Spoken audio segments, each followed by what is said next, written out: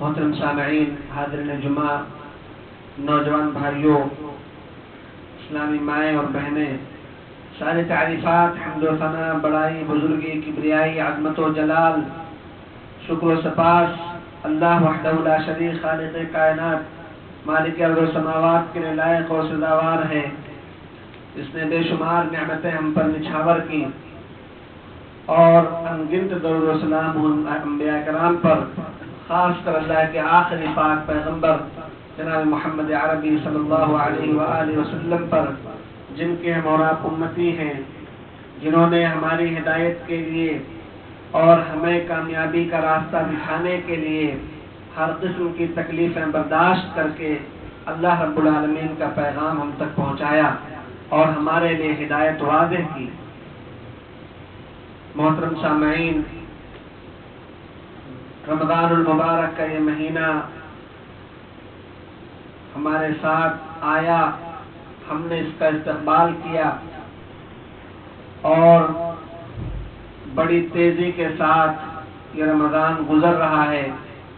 ابھی لگتا ہے ایسا ہے کہ کل ہی ہم نے اس کا استقبال کیا ہو، پچھلے جمعہ میں ہم نے سنا ہو کہ رمضان کی تیاریاں ہمیں کیسے کرنی ہیں، اور یہ پلک جھپکتے ہی رمضان کا مہینہ ختم ہونے کو آیا اور اس کے 2 عشرے تقریباً ہم اور آپ بتا چکے ہیں، یعنی 20 دن رمضان کے ہم سے جا چکے ہیں اور ایک حصہ رمضان کا رہ گیا ہے۔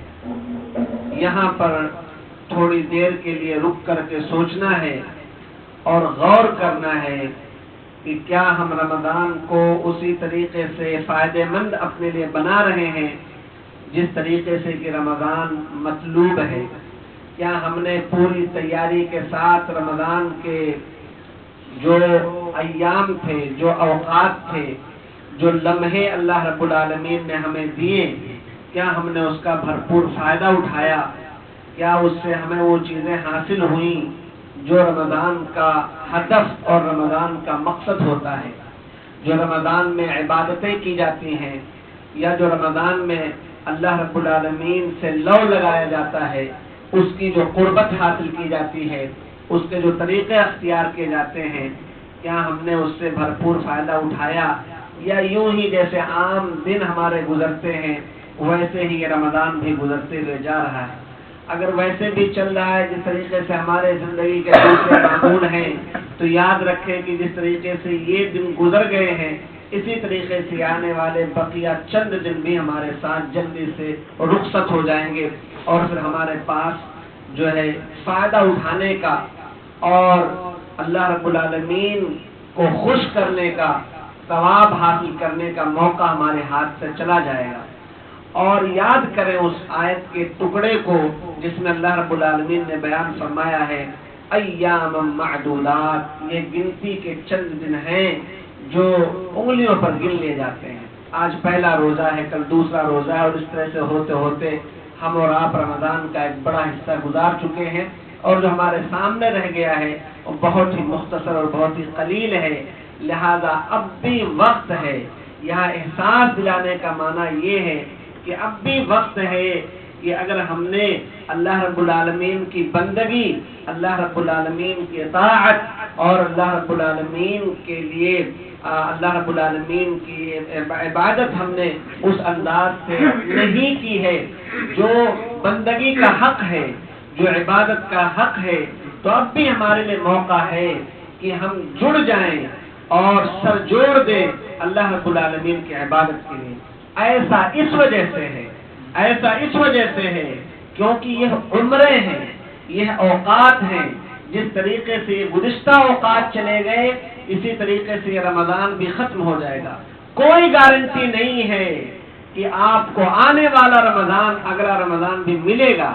کوئی گارنٹی نہیں ہے کہ آپ کو جس طریقے سے یہ رمضان ملا ہے یا رمضان کے جو ایام ملے ہیں آنے والے دن بھی آپ کو ملیں گے۔ اس لیے اس فرصت کا بھرپور فائدہ اٹھائیں، اس کو غنیمت سمجھیں اور اس میں جتنی عبادتیں کر سکتے ہیں،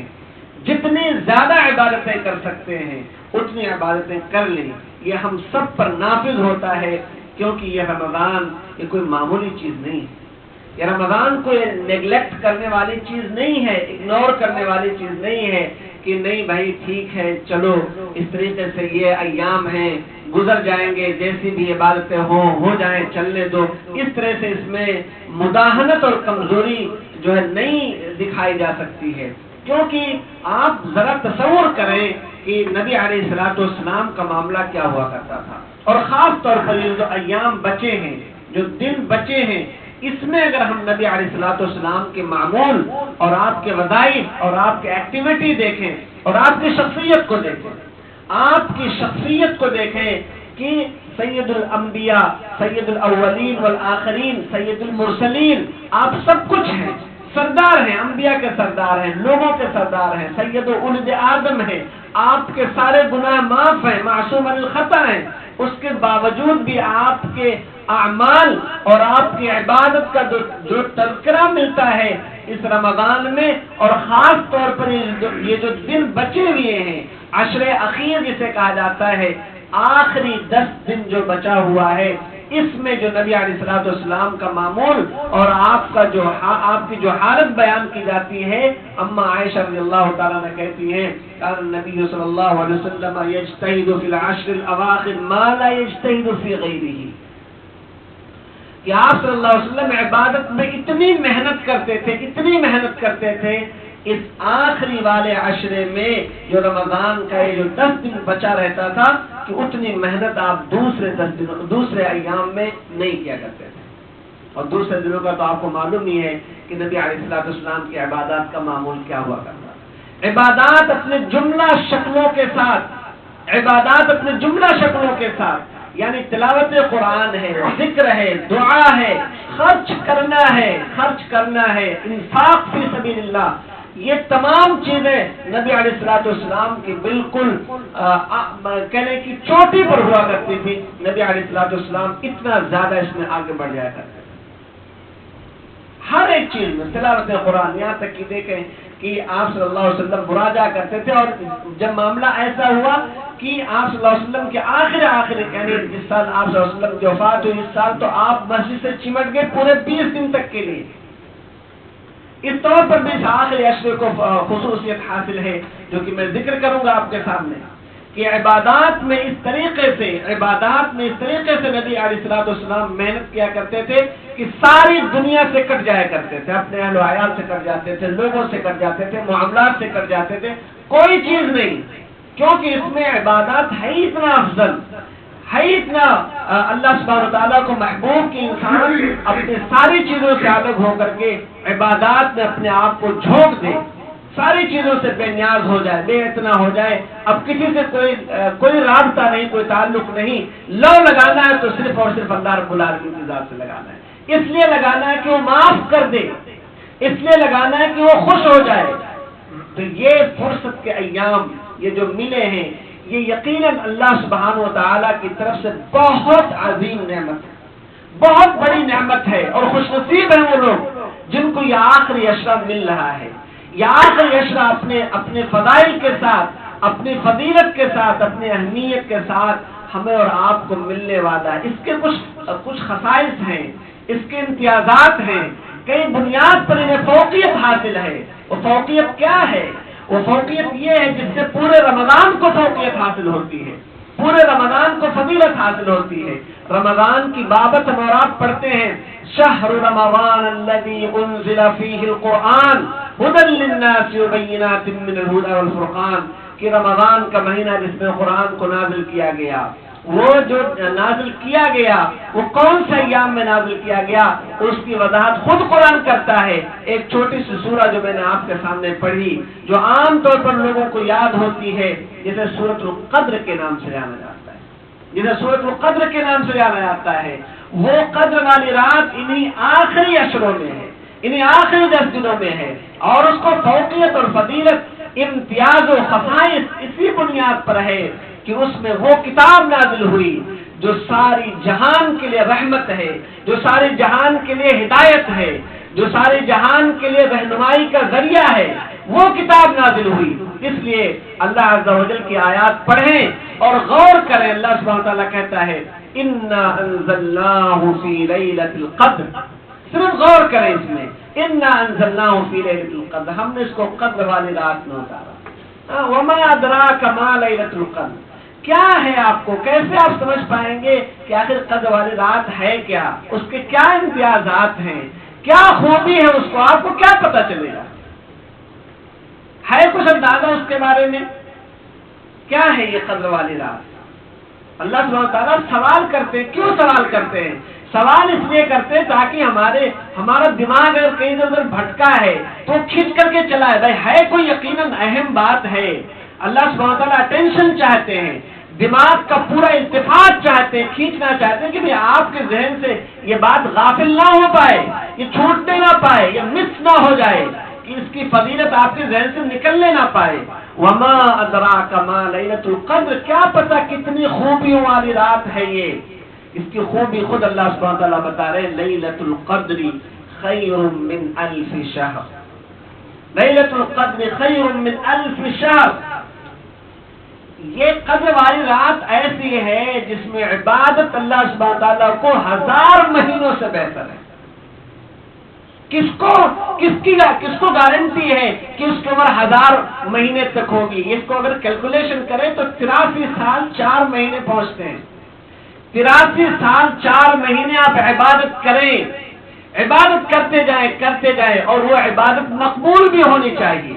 آپ کے یہاں بڑی کمزوریاں آ سکتی ہیں، سستی آ سکتی ہے، کائلی آ سکتی ہے، غفلت آ سکتی ہے، چھوٹ سکتا ہے انسان، عبادت سے بھٹک سکتا ہے، لیکن اس میں جو عبادت ہوگی لیلۃ القدر کے اندر، اس میں عبادت اللہ سبحانہ تعالیٰ کو 1000 مہینوں سے بہتر ہے، برابر نہیں، خیر من الف شہر، بہتر ہے۔ آپ اندازہ لگائیں کہ یہ کتنی عظیم دولت اور کتنی عظیم نعمت اور اللہ سبحانہ تعالیٰ کا احسان ہے کہ کم انسان کی محنت پر، انسان کی کم طاعت پر، کم زندگی پر، کم وقت پر اللہ سبحانہ تعالیٰ نے اس کے لیے اجر کا کتنا بڑا دروازہ کھول دیا ہے کہ انسان بس عبادت کر لے، اس میں انسان کو اللہ سبحانہ تعالیٰ اتنے مہینوں سے بہتر عبادتوں کا ثواب دے دیتا ہے۔ تو یہ کوئی معمولی بات نہیں ہے کہ ہمارے سامنے آیا، بڑی رات آئے گی، شاپنگ میں گزر جائے گی، موٹر سائیکل پہ گزر جائے گی، یہاں ادھر ادھر پارکنگ میں گزر جائے گی، اور لوگوں کے ساتھ گپا لگانے میں گزر جائے گی۔ یہ تہوار کی کوئی چیز نہیں ہے کہ اس کو ضائع کر دیا جائے، اس کا ایک ایک منٹ، ایک ایک سیکنڈ، ایک ایک لمحہ یہ انسان کے لیے قیمتی ہے۔ کتنی قیمتی ہے؟ خیر من الف شہر، 1000 مہینوں سے بہتر ہے۔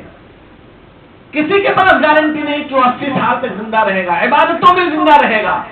معصیتوں میں بھی اس کی زندگی گزر سکتی ہے، کسی کو نہیں پتا کہ اس کی عمریں اتنی لمبی ہوں گی۔ ڈھونڈو لیلۃ القدر ہے کب، ڈھونڈو اس کو۔ نبی علیہ الصلوۃ والسلام نے بتایا ہے یہ 10 دن ایسے ہیں کہ اس میں انسان تلاش کرے، ڈھونڈے لیلۃ القدر کو۔ اور صرف یہی نہیں، قرآن کا نزول اور نزول قرآن کی وہ رات جسے لیلۃ القدر سے اللہ سبحانہ وتعالیٰ نے فرمایا انا انزلناہ فی لیلۃ القدر وما ادراک ما لیلۃ القدر، ایک تو لیلۃ القدر ہے، نزول قرآن اس میں ہوا ہے، اور ساتھ ہی ساتھ تنزل الملائکۃ والروح فیہا باذن ربہم من کل امر سلام ہی حتی مطلع الفجر۔ اسے ہم اسکپ نہیں کر سکتے ہیں۔ ملائکہ نازل ہوتے ہیں اس میں، جبریل امین نازل ہوتے ہیں اللہ رب العالمین کے حکم سے، اور یہ رات سلامتی والی رہتی ہے، اس میں سلامتی، سکون، امن نازل ہوتا ہے اللہ رب العالمین کی طرف سے، اور انسان کا نصیبہ ہوتا ہے، انسان کو ملتا ہے، انسان اٹھائے اللہ رب العالمین کے سامنے ہاتھ، اللہ رب العالمین سے فریاد کرے، روئے، گر گرائے، اپنے حاجات بیان کرے، اپنے ضرورتیں بیان کرے، پریشانیاں بیان کرے، مانگے اللہ رب العالمین سے جو انسان کو چاہیے۔ اما عائشہ رضی اللہ تعالیٰ عنہ کے سامنے جب نبی علیہ الصلوۃ والسلام نے بتایا کہ بھئی اس طرح کی رات ہے، اس میں عبادتیں اتنی بہتر ہیں، تو انہوں نے سوال کر لیا، پوچھا کہ اللہ کے نبی صلی اللہ علیہ وسلم بھلا بتاؤ، اگر ایسا یہ رات مجھے ملے کیا مانگوں، کیا کروں میں اللہ رب العالمین سے، کیا وظائف ہونے چاہیے؟ ہمارے بھی شوق پیدا ہونے چاہیے۔ یہ کوئی چھوٹی چیز نہیں ہے کہ انسان جو ہے اللہ رب العالمین کے لیے ایک مرتبہ ذکر کر لے، ایک مرتبہ وظیفہ کر لے، 2 رکعت نماز پڑھ لے، یہ کوئی چھوٹی چیز نہیں ہے، بہت بڑی چیز ہے۔ اللہ رب العالمین نے انسان کے لیے اگر اس 2 رکعت کو قبول کر لیا، انسان کی دعا کو قبول کر لیا، انسان کی حاجت کو پوری کر دی، انسان نے اللہ رب العالمین کے سامنے ندامت و شرمندگی کے 2 آنسو بہا دیے تنہائی میں، اور اللہ رب العالمین سے مانگ لیے، انسان کی نجات کا بہانہ بن سکتا ہے۔ اما عائشہ رضی اللہ تعالیٰ نے پوچھا کہ اگر مل جائے مجھے اور آپ تو کیا مانگوں میں اللہ تعالیٰ سے؟ آپ نے فرمایا، بڑی پیاری دعا سکھلائی، ہم اور آپ بھی زبان سے پڑھتے ہیں، اللہم انک عفو تحب العفو، اللہم انک عفو تحب العفو فاعف عنی۔ یہ دعا ہے، مانگنے کا طریقہ اور اسلوب، انداز سکھایا، انک عفو، تو بے حد بخشنے والا ہے، تو معاف کرنے والا ہے۔ تعریف کی اللہ رب العالمین کی، اللہ کی عظمت کو بتایا کہ گناہ ہم سے ہوتے ہیں اور معاف تو کرنے والا ہے، تیرے سوا کوئی معاف کرنے والا نہیں ہوتا ہے۔ یہ سارے معنی اپنے اندر یہ کلمہ لیے ہوئے ہے، تو یہ چھوٹا کلمہ نہیں ہے، اس کا ذکر کرنا اور اس کو اپنی زبان پر جاری رکھنا یقیناً یہ نصیبے کی بات ہے، یہ انسان کے حصے کی بات ہے کہ اس کو کتنا ملا ہے۔ اللہم انک عفو، تو معاف کرنے والا ہے، تحب العفو، اور تو چاہتا ہے کہ تجھ سے معافی مانگی جائے، تو چاہتا ہے، پسند کرتا ہے اس بات کو کہ تجھ سے معافی مانگی جائے۔ گناہ تو ہم کرتے ہیں، خطائیں تو ہم کرتے ہیں، تو چاہتا ہے کہ ہم تیرے سامنے آئے، جھکے، معافی مانگے تجھ سے۔ فاعف عنی، تو کرم کر، تو رحم کر ہم پر، تو ہمیں معاف فرما دے۔ اور انسان اللہ رب العالمین کے سامنے ایسے افضل ایام اور ایسے افضل اوقات میں اللہ رب العالمین سے معافی مانگتا ہے، اور ایسا نہیں ہے کہ ہمیں ضرورت نہیں ہے۔ یہ نہ سوچیں کہ ہم سے تو گناہ نہیں ہوتے ہیں، ہمارے قدم قدم پر گناہ ہے، ہمارے چلنے پھرنے کے ساتھ گناہ ہے، ہمارے اٹھنے بیٹھنے کے ساتھ گناہ ہے، ہمارے لین دین میں گناہ شامل ہے، ہمارے یہاں وہاں دیکھنے میں گناہ ہے۔ جگہ جگہ ہم سے شعوری غیر شعوری طور پر مظالم ہوتے رہتے ہیں۔ ان تمام کے لیے ضروری ہے کہ ہم اللہ رب العالمین سے بھرپور استغفار کریں، مغفرت طلب کریں، اور جتنا بھی کریں وہ سوچیں کہ ہمارے لیے کم ہے، اللہ رب العالمین سے معافی مانگیں۔ یہ ادب سکھلایا ہے نبی علیہ الصلوۃ والسلام نے۔ ان 10 راتوں کی فضیلت بیان کی، اما عائشہ رضی اللہ تعالیٰ عنہ کے ذریعے سے وضاحت ہوئی کہ کس طریقے سے اللہ رب العالمین سے اپنے گناہوں کو معاف کروانا ہے، کیسے بخشش طلب کروانی ہے، کیسے خیر حاصل کرنا ہے۔ اور یاد رکھیں، جب ساری چیزوں کو جوڑیں گے، ملائیں گے اور ملا کر کے نتیجہ نکالیں گے، تب روح کی پاکیزگی حاصل ہوگی، تب روح کی وہ پاکیزگی حاصل ہوگی جو رمضان کے مہینے اور رمضان کی عبادتوں سے مطلوب ہے، جو ریکوائرڈ ہے کہ رمضان میں آپ صوم رکھتے ہیں، رمضان میں آپ روزہ رکھتے ہیں، تلاوت کرتے ہیں، قیام اللیل کرتے ہیں، تراویح پڑھتے ہیں، اور صدقہ و خیرات کرتے ہیں، انفاق فی سبیل اللہ کرتے ہیں۔ ان ساری چیزوں کا خلاصہ کیا ہے کہ دل پاک ہو جائے، اور دل پاک اس وقت ہوگا جب دل گناہوں سے آزاد ہو، دل پاک اس وقت ہوگا جب دل گناہوں سے پاک ہو، جب دل گناہوں سے آزاد ہو جائے، جب دل مظالم سے آزاد ہو جائے، جب دل دوسروں کے حقوق سے آزاد ہو جائے، تب جا کر کے انسان کے دل میں وہ ہدف اور وہ ٹارگٹ سما جائے گا جس کو اللہ رب العالمین نے رمضان میں روزوں کی فرضیت کے بعد ذکر کیا، لعلکم تتقون، تاکہ تم متقی اور پرہیزگار بن جاؤ۔ اور تقویٰ اسی وقت حاصل ہو جب اس طریقے پر، اس پیٹرن پر ہم رمضان کے ایام کو گزاریں گے۔ یہ آخری عشرہ ہمارے سامنے بچا ہوا ہے پیارے بھائی اور دوستو۔ یہ آخری عشرہ اپنے آپ میں بڑی فضیلت اور بڑی اہمیت کا حامل ہے۔ 1-2 چیزیں میں نے آپ کے سامنے ذکر کی، اس کے ساتھ ہی آپ دیکھیں کہ اس میں نبی علیہ الصلوۃ والسلام کا معمول کیا ہوا کرتا تھا۔ یہ آخری عشرے میں ایک تو آپ کی عبادتیں حد سے زیادہ بڑھ جاتی تھی، ہر طرح کی عبادتیں نبی علیہ الصلوۃ والسلام جو ہوتے تھے، میں نے اختصار کے ساتھ ذکر کیا کہ آپ تلاوت ہو، عبادت ہو، قیام ہو، صلاۃ ہو، یہ ساری چیزیں نبی علیہ الصلوۃ والسلام کرتے تھے۔ اس کے ساتھ ہی ساتھ آپ اپنے آپ کو الگ کر لیا کرتے تھے، جسے اعتکاف کا نام دیا جاتا ہے۔ جسے اعتکاف کہا جاتا ہے، اس کو خصوصیت اور فضیلت اس وجہ سے بھی حاصل ہے۔ یاد رکھیں کہ رمضان کے اس آخری عشرے جیسا فضیلت والا، حالانکہ اختلاف ہے علماء کے درمیان، شارحین کے درمیان، کہ رمضان کی یہ آخری عشرے کے جو ایام ہیں یہ زیادہ افضل ہیں، زیادہ فضیلت والے ہیں، یا پھر وہ عشرے ذی الحجہ والے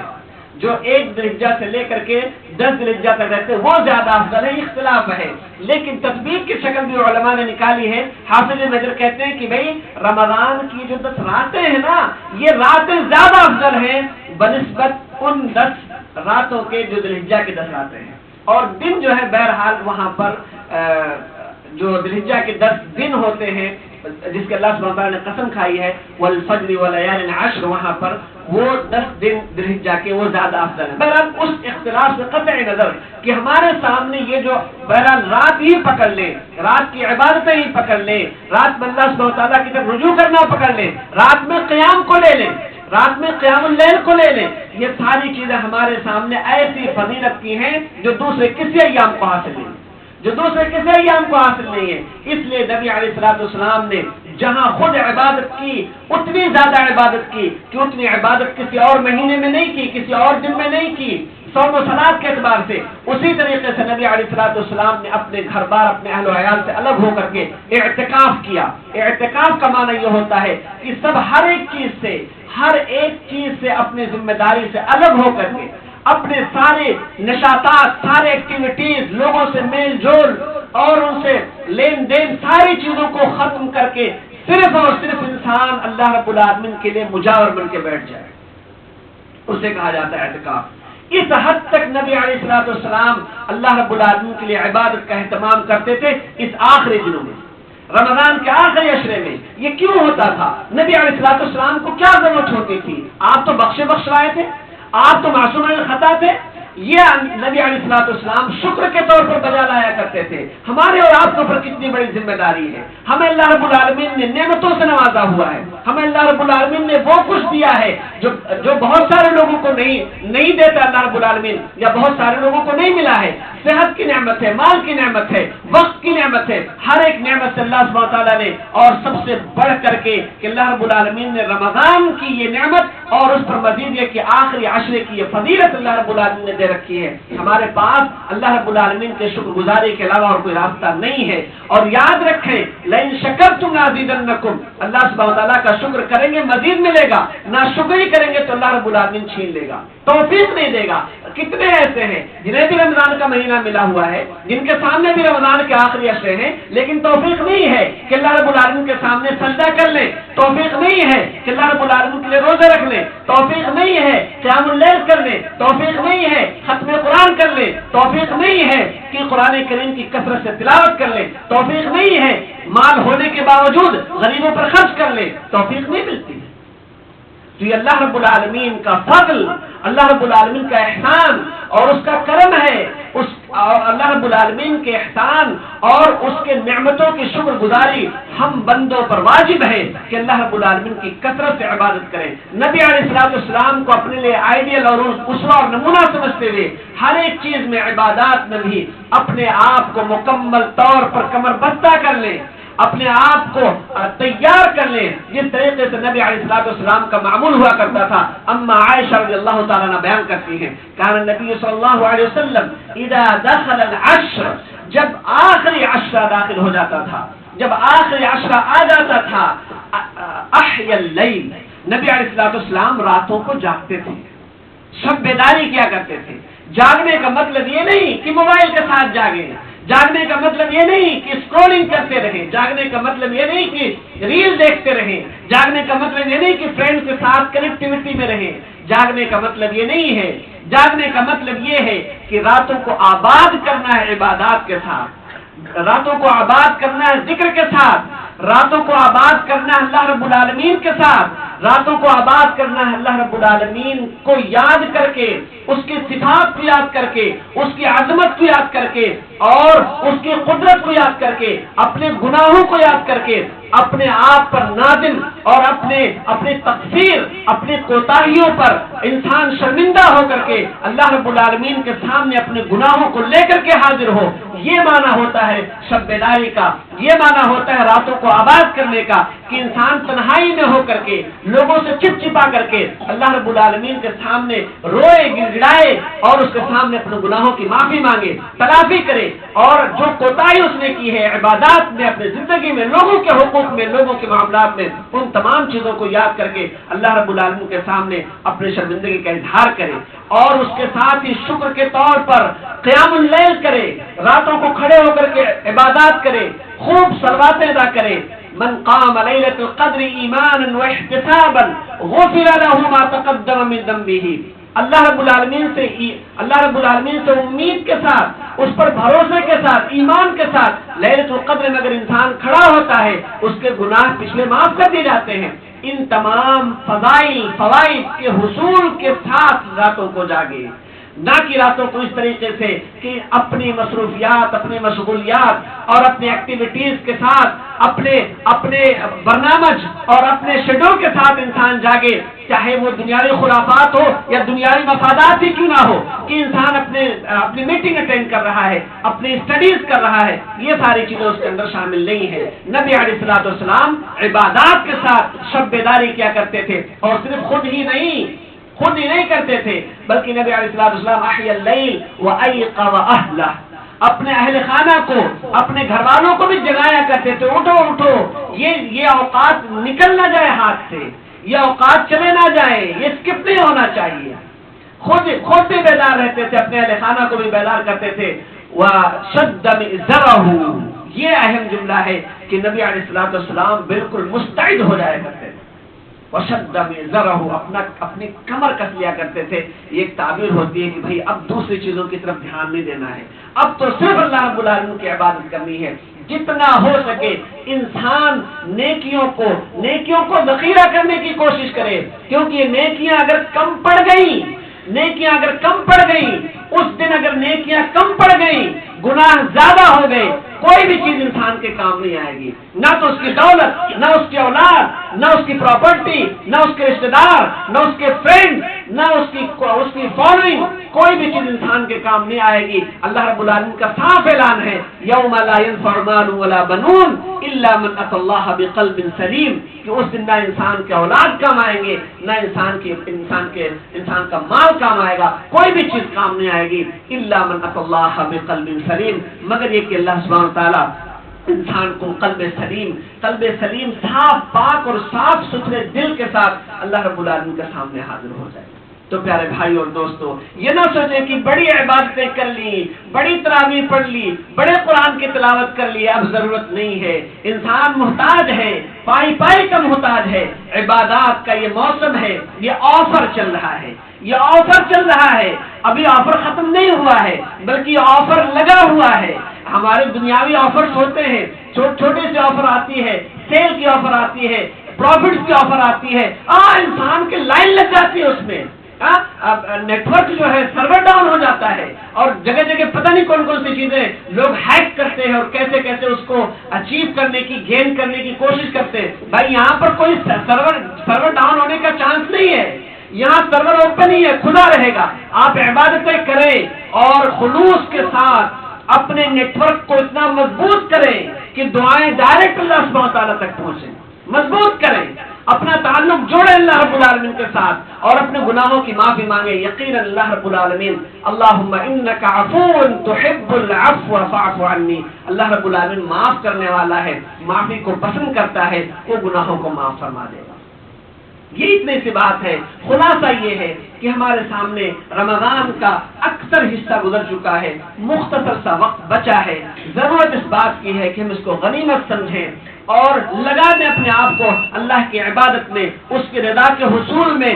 اور جو حقوق ہے عبادت اور بندگی کے جو حقوق ہیں اس میں ہم کھڑے ہو جائیں۔ اللہ رب العالمین سے دعا ہے کہ بار اللہ تو ہمیں زیادہ سے زیادہ عبادتیں کرنے کی توفیق عطا فرما۔ بار اللہ ہم نے جو کچھ ٹوٹی پھوٹی عبادتیں تیری کی ہیں، جو ہم نے صلاتیں ادا کی ہیں، جو ہم نے تراویح ادا کیے ہیں، جو ہم نے صوم رکھے ہیں، بار الہ تو ہماری عبادتوں کو قبول فرما دے۔ بار الہ ہم گنہگار ہیں، خطا کار ہیں، تو ہی گناہوں کو اور تو ہی خطاؤں کو معاف کرنے والا ہے، تو ہمارے گناہوں کو، تمہارے خطاؤں کو معاف فرما دے۔ رب ذوالجلال ہم میں سے جو بیمار ہیں تو انہیں شفائے کل کامل عاجل عطا فرما، جو لوگ اس دنیا سے جا چکے ہیں تو ان کی مغفرت فرما، ہم میں سے جو لوگ بیمار ہیں بار الہ تو انہیں شفائے کل کامل عاجل عطا فرما، جو لوگ پریشان حال ہیں ان کی پریشانیوں کو دور فرما دے، جو لوگ مقروض ہیں بار الہ تو ان کے لیے ایسے اسباب اور ایسے بندوبست مہیا فرما کہ وہ اپنے قرض کی ادائیگی کر سکیں۔ آمین تقبل یا رب العالمین انہ تعالی